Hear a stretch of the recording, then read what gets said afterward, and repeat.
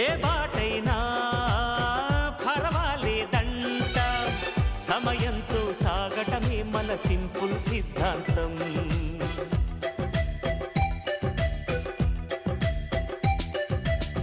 చిరుగాలికి పరిమళమిచ్చే సిరిమల్లెల వనమై ఉందాం, గగనాన్ని నేలను కలిపే హరివిల్లుల బంతెన అవుదాం.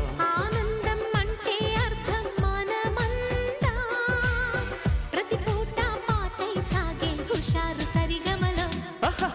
ఎన్నో ఎన్నో రాగాలుండే సంగీతం కాదు